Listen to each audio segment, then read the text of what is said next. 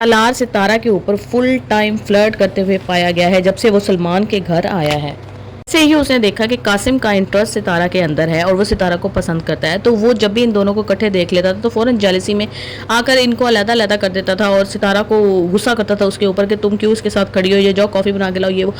What was that? मेरा सवाल ये है कि ये क्या था? जब उस पे थोड़ा-सा मुश्किल टाइम आया, वो कासिम का ही पूछने आई थी कि कमरे में कहीं वो और कासिम लड़ तो नहीं रहे थे।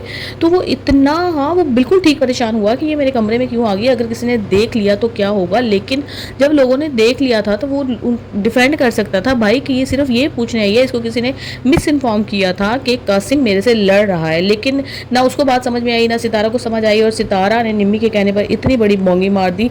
असल में उसको, जिस बच्ची के वालिदैन नहीं होते, माँ बच्चियों को बार-बार बताती है कि बेटे ऐसे नहीं करना, ऐसे नहीं करना, ऐसे करोगे तो ये हो जाएगा, इसका नतीजा ये निकलेगा। जैसे निम्मी और दूसरी शाहिदा बताती हैं अपनी बेटी किरण को। लेकिन शाहिदा और नजमा मज़े लेती हैं इस बात के कि जब ये बेचारी बेवकूफ़ियाँ करती है और इस बात में मुसीबत आती है और लोग बातें करते हैं तो ये खुश होती हैं कि जी हमने तो तरबियत बड़ी अच्छी की थी, देखो देखो मैंने अपनी बेटी की भी तो तरबियत की है, वो तो ऐसी हरकतें नहीं करती जैसी ये करती है। नजमा को तो बहुत अच्छे तरीके से पता है कि सालार कितना अमीर बंदा है और सलमान उसके उतरन पहनता है, उसके कपड़े, उसके जूते सब पहनकर वो ये शो ऑफ करने की कोशिश करता है कि मैं भी बड़ा वेल ऑफ बंदा हूँ। इसीलिए निम्मी से बिल्कुल ये बर्दाश्त नहीं हो रहा था कि जब जब वो सलार के साथ मिलती थी या बात करती थी या वो देखती थी कि मेरे साथ तो सलार बात ही नहीं करता और इसके साथ कितनी मतलब फ्रैंक होकर बात करता है, कितना इजीली ये बात कर लेते हैं, तो उसके दिल में एक नफरत का बीज पाया गया। कासिम को भी उसी ने उभारा कि थोड़ा सा टाइम स्पेंड करे वो सितारे के साथ, शायद इन दोनों की अंडरस्टैंडिंग हो जाए तो मेरा रास्ता साफ हो जाएगा, लेकिन ऐसा ना हो सका।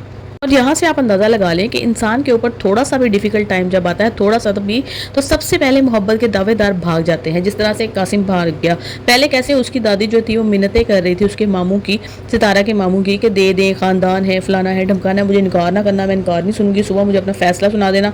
रात को ज़रा सा एक मुश्किल टाइम आया है बेचारी के ऊपर और दादी ने भी कह दिया कि ये तो दाग लगा हुआ फल नहीं लेता, तो दाग लगी हुई बीवी कहाँ से एक्सेप्ट करेगा।